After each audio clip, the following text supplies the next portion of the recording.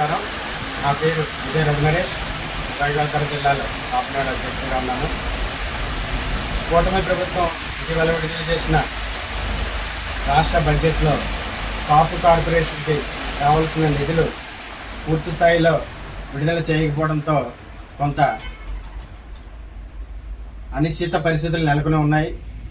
ఈ సందర్భంగా నేను రాజమండ్రి వాసిగా, తూర్పుగోదావరి జిల్లా వాసిగా మా జిల్లా మంత్రివర్యులు అయినటువంటి శ్రీ కందుల దుర్గేష్ గారిని ఈ వీడియో పూర్వకంగా విజ్ఞప్తి చేయింది ఏమనగా, మీరు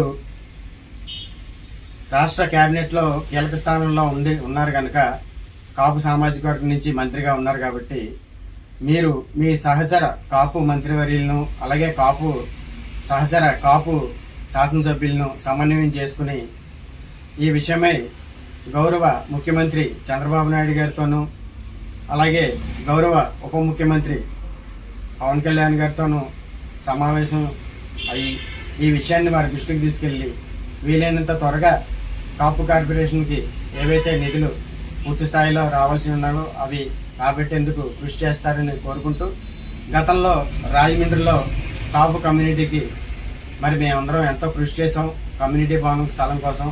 దానికి మీరు పూర్తి స్థాయిలో సహకరించి కాపు కమ్యూనిటీ భవన్ నిర్మించుకోవడానికి ప్రభుత్వం నుంచి స్థలం ఏ విధంగా అయితే మంజూరు చేయించారో అదేవిధంగా ఇప్పుడు ఈ కాపు కార్పొరేషన్ నిధులను కూడా పూర్తి స్థాయిలో రాబట్టేందుకు మీరు సహచర మంత్రుల్ని, సహచర శాసనసభ్యుల్ని ఎవరైతే కాపు సామాజిక వర్గం నుంచి ఉన్నారో వారందరినీ సమన్వయం చేసుకుని ఈ నిధులు రాబట్టడానికి కృషి చేయవలసిందిగా విజ్ఞప్తి చేస్తున్నాను.